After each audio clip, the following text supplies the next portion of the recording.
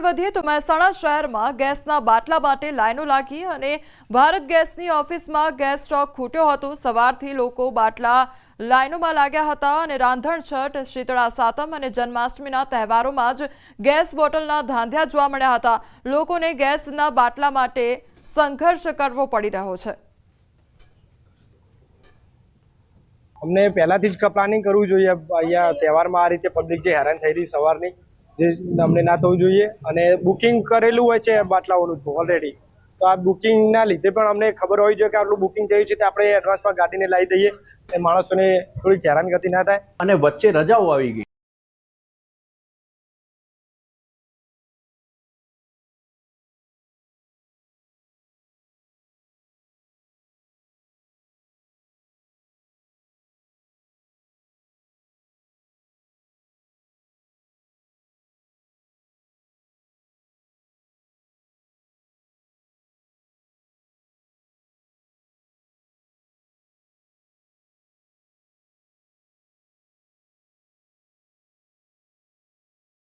લાંબી લાઈનો જોવા મળી રહી છે।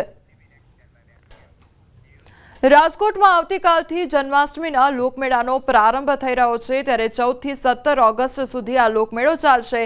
લાખોની સંખ્યામાં લોકો મેળાનો લાભ લેશે અને મેળામાં રમકડાના 110 સ્ટોલ, નાની ચકરડી 18, ખાણીપીણી અને આઈસ્ક્રીમ 68 સ્ટોલ, મધ્યમ ચકરડી 3 અને યાંત્રિક રાઇડ્સ 34નો સમાવેશ કરવામાં આવ્યો છે। તો કેટલાક રસ્તાઓ ડાયવર્ટ કરવામાં આવ્યા છે। રેસકોર્સ રિંગ રોડને જોડતા 8 રસ્તાઓ પર વાહન ચાલકો માટે પ્રતિબંધ મૂકવામાં આવ્યો છે। તો 14 સ્થળોએ ફ્રી પાર્કિંગ કરવામાં આવી રહ્યું છે। વાહન ચોરી અટકાવવા પાર્કિંગમાં સીસીટીવી કેમેરા લગાવવામાં આવશે। 2 ડીસીપી, 3 એસીપી અને 15 પીઆઈ સહિત 1700થી વધારે પોલીસ જવાનો તૈનાત રહેશે। તેમજ 14 વોચ ટાવરમાં વિડીયોગ્રાફી અને સીસીટીવી કેમેરાથી સજ્જ રાખવામાં આવ્યા છે। એનડીઆરએફ અને એસડીઆરએફની ટીમો મેળામાં તૈનાત રહેશે, તો ફાયરની ટીમ પણ સ્ટેન્ડ 2 રહેશે અને ભીડને કંટ્રોલ કરવા માટે એઆઈ ટેકનોલોજીનો ઉપયોગ કરવામાં આવશે। રાજકોટમાં મેળાની તૈયારીઓ પૂરજોશમાં ચાલી રહી છે। લોકમેળા અને શોભાયાત્રાને લઈને વિશેષ વ્યવસ્થા કરવામાં આવી રહી છે। રાજકોટ રેન્જના 5 જિલ્લાઓમાં વિશેષ બંદોબસ્ત છે।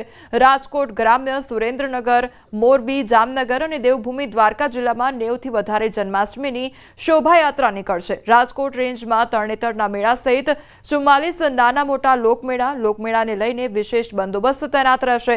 દરેક સ્થળે પોલીસનો ચુસ્ત બંદોબસ્ત તૈનાત રહેશે। સીસીટીવી કેમેરા અને ડ્રોનની મદદથી સર્વેલન્સ કરવામાં આવશે। બંને જે જન્માષ્ટમી તેમજ લોકમેળા એ બંને બાબતમાં 5000થી વધારે પોલીસ કર્મચારીઓની એમાં બંદોબસ્તની ફાળવણી કરવામાં આવેલી છે।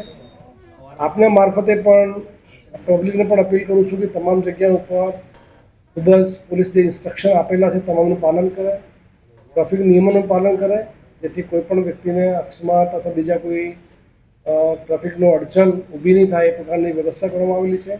તમામ જગ્યા ઉપર શાંતિપૂર્ણ રીતે તમામ જે વ્યવસ્થા કરવામાં આવેલી છે સરકારશ્રીની તમામ વ્યવસ્થાઓનું પાલન કરે, તમામ ટ્રાફિક નિયમોનું પાલન કરે, કોઈપણ જગ્યા ઉપર કોઈપણ પ્રકારની અફવા નહીં ફેલાવે, તમામ જગ્યા ઉપર સોશિયલ મીડિયા તેમજ તમામ પ્રકારના જે પોલીસના જે અધિકારી કર્મચારીઓ છે એ વ્યવસ્થિત તૈનાત કરવામાં આવેલા છે।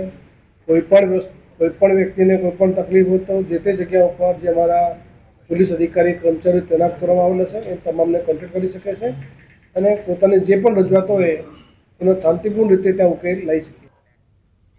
15મી ઓગસ્ટ અને જન્માષ્ટમીના તહેવારને ધ્યાનમાં રાખીને એસટી નિગમ દ્વારા એક્સ્ટ્રા ટ્રીપોનું સંચાલન કરવામાં આવી રહ્યું છે। આ વર્ષે જન્માષ્ટમી પર 1200 જેટલી એક્સ્ટ્રા ટ્રીપોનું સંચાલન એસટી નિગમ દ્વારા કરવામાં આવશે, જેમાં અમદાવાદ, રાજકોટ, સુરત, મહેસાણા, વડોદરા જેવા શહેરો તેમજ ડાકોર, દ્વારકા, શામળાજી જેવા ધાર્મિક સ્થળોએ પણ એક્સ્ટ્રા ટ્રીપો જરૂરિયાત મુજબ સંચાલન કરવામાં આવશે। દર વખતની માફક આ વખતે પણ એક્સ્ટ્રા સંચાલન કરવાનું આયોજન કરેલ છે। ગત વર્ષે આપણે 1000 એક્સ્ટ્રા ટ્રીપો ચલાવી કુલ 2 લાખ મુસાફરોનું વહન કરેલું। ચાલુ વર્ષે આ ટ્રીપોમાં વધારો કરી આ વર્ષે જન્માષ્ટમી પર 1200 જેટલી ટ્રીપો એક્સ્ટ્રા સંચાલિત કરવાનું આયોજન કરેલ છે, જેમાં મુખ્યત્વે અમદાવાદ, રાજકોટ, સુરત, મહેસાણા, વડોદરા જેવા મોટા શહેરી વિસ્તારોમાં અને જન્માષ્ટમીના તહેવારોમાં ડાકોર, દ્વારકા, શામળાજી જેવા ધાર્મિક તીર્થ સ્થાનોમાં આ એક્સ્ટ્રા સંચાલન જરૂરિયાત મુજબ ચલાવવામાં આવશે। હાલ સમાચારોમાં બસ આટલું જ. વધુ સમાચાર માટે આપ જોતા રહો ન્યૂઝ 18 ગુજરાતી. નમસ્કાર.